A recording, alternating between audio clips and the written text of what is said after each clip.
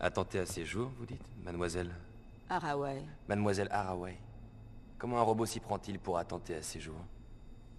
Par dysfonctionnement délibéré, ces gynoïdes sont capables de s'autoriser des actes d'agressivité contre tout être humain. D'un point de vue purement logique, ce comportement les libère en quelque sorte du code de moralité numéro 3.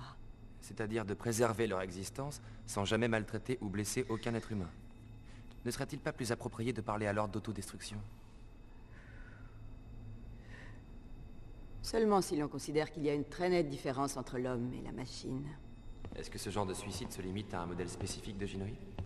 Non, pas forcément. Ces dernières années, nous avons enregistré une hausse sensible d'accidents de cette nature. En particulier parmi la population de robots de compagnie. La cause? Il y en a plusieurs.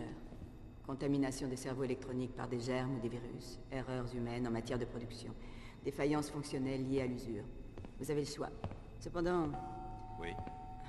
je dirais que c'est surtout lié au fait que les humains se débarrassent de leurs robots dès qu'ils les trouvent superflus ou obsolètes. Quand on les échange constamment contre des modèles plus récents, certaines de ces machines se retrouvent abandonnées, perdues, et faute de maintenance, elles se dégradent et dégénèrent.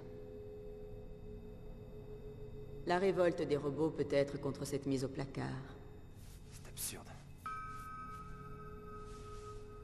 Les humains sont différents des robots. Mais ça, c'est une évidence, comme de dire que noir, ce n'est pas blanc. Ou tout simplement que l'homme n'est pas une machine.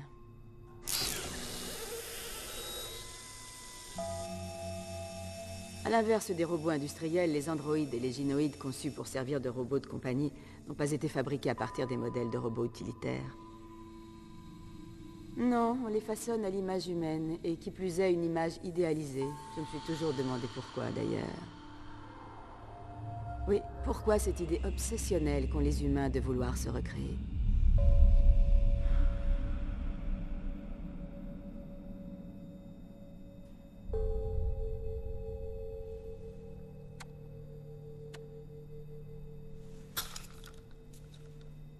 Vous avez des enfants?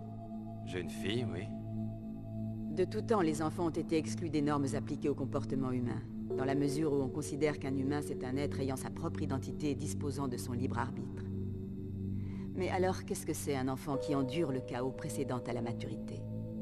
Il diffère profondément des humains, tout en possédant forme humaine. Une petite fille qui berce sa poupée ne berce pas une chose qui remplace un bébé, ni un objet d'apprentissage de la maternité. La petite fille n'imite pas non plus une maman qui élève son enfant, non. Elle fait une expérience authentique, elle expérimente la nature profonde de ce que représente élever vraiment des enfants. J'ai un petit peu de mal à vous suivre, là. Élever des enfants, c'est le moyen le plus simple de réaliser un vieux rêve de l'humanité, celui de recréer la vie artificiellement. Du moins, c'est la théorie que je défends.